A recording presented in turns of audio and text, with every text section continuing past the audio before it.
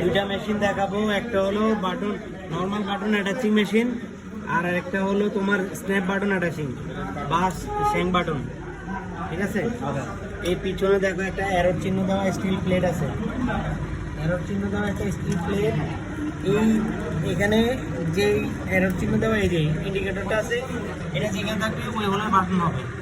এখন যেখানে আছে এখানে 2 হোল, এখানে নিলে 4 হোল। এটা হলো হোল সিলেক্টর স্কেল। আর এখানে দেখো স্টিল ডেন্সিটি স্কেল, একবার প্রেস করলে কয়টা স্টিচ হবে সেটা এখানে দেখা যায়।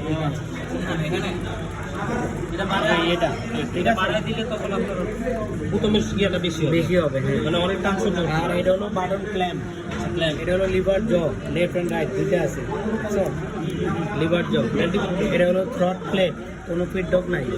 প্লেটের কাজ এই হোল সিলেক্টরটা চেঞ্জ করা। আচ্ছা, এখানে যে মানে ফিডব্যাক না, আমরা নিজেরা ম্যানুয়ালি না এইটাই অটো চেঞ্জ হবে। নিচে দেখো একটা লুপার, এই লুপার, এটার মধ্যে কোনো সুতা নাই, হ্যাঁ, সিঙ্গেল থ্রেড। লুপার করবে কি জিনিস থেকে সুতাটা এখানে একটা আই প্রোটেক্টর ছিল, স্টুডেন্টরা ভেঙে দিয়েছে। স্প্রিং টেনশনার আছে, আর এগুলো তো সব হাইলাইট, এগুলোর মধ্যে দিয়ে পাস করছে। এই দেখো 2 হোল, এই একদম সোজা না, সোজাসুজি বসালাম, এই স্টিচ দিলাম, একবার প্রেস করলাম হয়ে গেছে। বুঝছো, 2 হোল,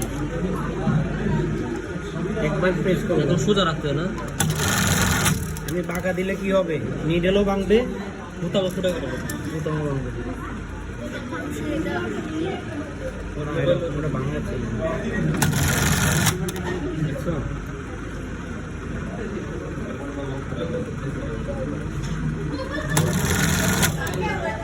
একবারে করে লই। সেখানে মোশন আর